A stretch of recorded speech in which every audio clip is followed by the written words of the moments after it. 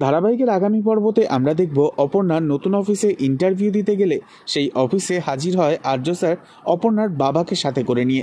শেষমেশ আর্য স্যারের অনুরোধে অপর্ণার বাবা অপর্ণাকে এই কাজ করতে মানা করলে অপর্ণা আবারও সিংহরায় গ্রুপ অফ কোম্পানিতে জয়েন করে।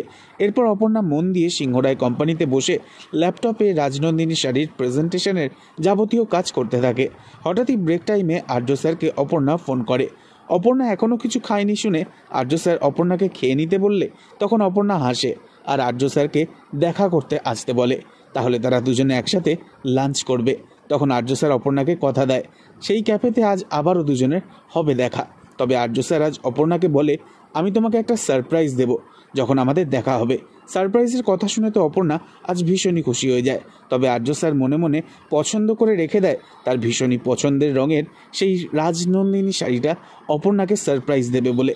তবে কি অপর্ণা ফিরে আসায় এবার আর্য স্যার নিজের মনের কথা জানিয়ে দেবে অপর্ণাকে, নাকি কিঙ্কর বাঁধা হয়ে দাঁড়াবে আবারও ওদের মাঝে? কেনই বা কিঙ্কর অপর্ণাকে মেনে নিতে পারছে না মন থেকে? পরবর্তী আপডেট জানতে অবশ্যই সাবস্ক্রাইব করে রাখবেন। ধন্যবাদ।